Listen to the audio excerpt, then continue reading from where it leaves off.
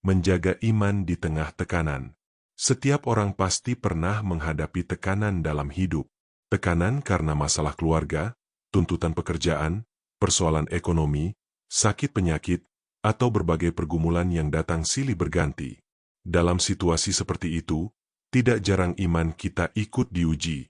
Kita mulai bertanya-tanya, Tuhan, sampai kapan? Atau bahkan, apakah Tuhan masih peduli dengan apa yang sedang saya alami?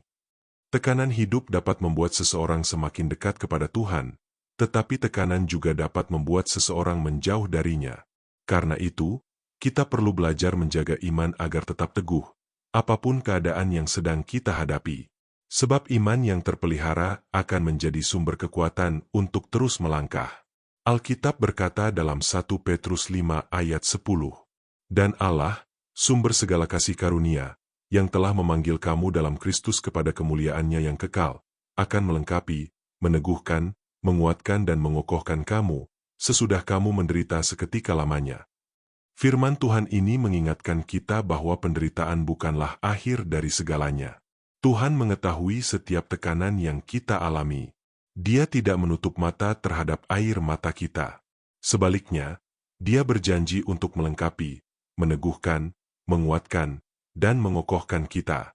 Salah satu tokoh Alkitab yang menjaga imannya di tengah tekanan adalah Ayub. Dalam waktu yang singkat, Ayub kehilangan harta bendanya, anak-anaknya, bahkan kesehatannya. Ia mengalami penderitaan yang sangat berat. Namun, di tengah semua itu, Ayub tetap berpegang kepada Tuhan. Bukan berarti Ayub tidak pernah merasa sedih atau bertanya kepada Tuhan. Ia juga mengalami pergumulan batin yang mendalam. Namun, ia tidak melepaskan imannya. Ayub memilih untuk tetap mencari Tuhan di tengah tekanan yang luar biasa. Dalam kehidupan kita, tekanan seringkali menguji fondasi iman yang kita miliki. Ketika semuanya berjalan baik, mungkin mudah bagi kita untuk bersyukur dan memuji Tuhan.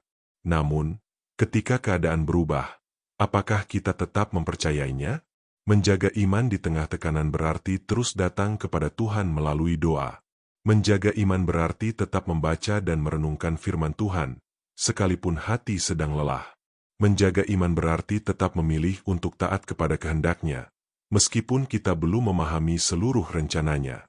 Alkitab berkata dalam Yesaya 40 ayat 31, "Tetapi orang-orang yang menanti-nantikan Tuhan mendapat kekuatan baru.